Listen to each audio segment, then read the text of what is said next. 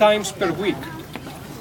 And because the square of the Agora became a too busy place, they tried to find another place inside the walls, but outside of the residential area, where they could sit down to discuss the main state topics that they have to discuss about, to give solutions or to make decisions, very important.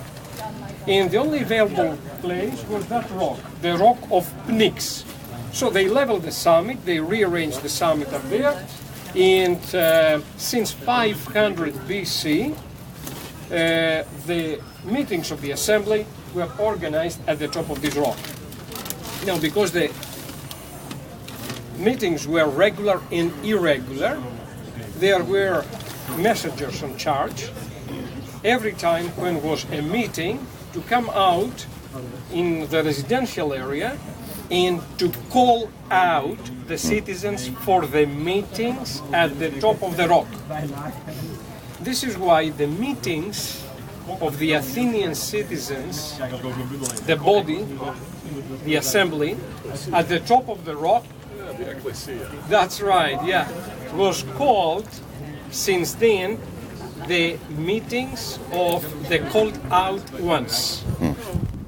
The meetings of the called out ones. The word called out in Greek is ekklesia.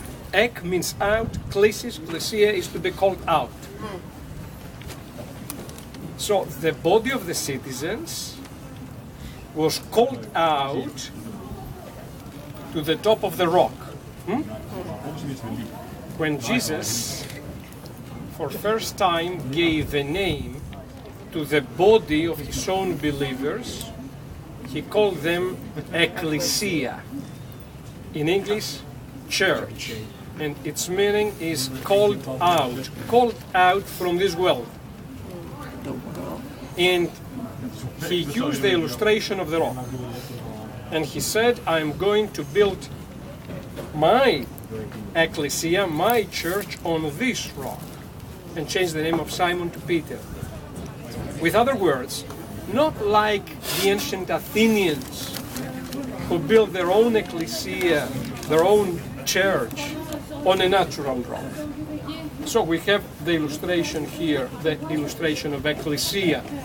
Yeah, the body of the believers, the body of the citizens being called out upon the rock. Panoramic view of Mars Hill and a panoramic view of the Agora down there. Now, the Acropolis.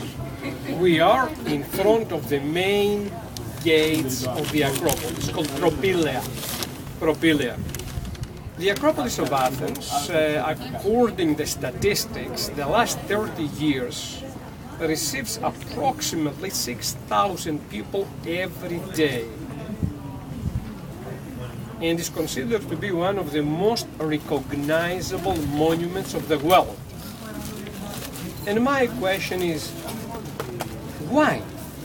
Why all these people from the edges of the world prefer to come in Athens to see these marble ruins here under the strong sun during the summer, over 100 degrees Fahrenheit, and under the rain and the storms during the winter?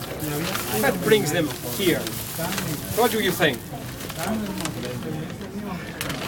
6,000 people every day, the average number. Wow. During the summer the line goes far away. Something really old that is foundational to what society. It's a good reason, but there are older monuments in the world, like the pyramids. The pyramids are approximately 2,000 years older than these buildings. Go back to the 3rd millennium. Culturally significant Western culture. Some more about that? Intellectual, spiritual. Yes. Help me out. You got into it. You get yourself out. Is it a monument to Western culture's ability to develop a governmental system that allows the individual to stand out amongst themselves and amongst his peers? And more than that, it's the individual in a culture many reasons, but Yeah. classified into big groups. The first has to do with culture and political reasons. Remember, when in Athens, this little city-state was born democracy, this brilliant system, the best system ever made by a human. Above that system is only theocracy of the time of judges. Nothing is above the Athenian democracy rather than theocracy. Is the best system ever made by a human. So when that system was born, Athens was attacked by a superpower, by the Persian Empire, which that time was expanded from India to the Aegean Sea and had an army more than 1,500,000 soldiers. Now Athens that time had approximately 10,000 people. When for first time the Persians attacked Athens at 490, they thought that was a very easy way to banish this little pocket of the Mediterranean wealth. And so they set against Athens their navy with 2 generals and 100,000 soldiers. Athens, was scared to death. The assembly was gathered down there. They decided all men from 16 to 65 to join the army. And then they had to make a decision about the slaves. The city had slaves. And we understand how dangerous is such a group of people in such a society facing life. So in other societies they could catch all the slaves and they could kill them all before the battle.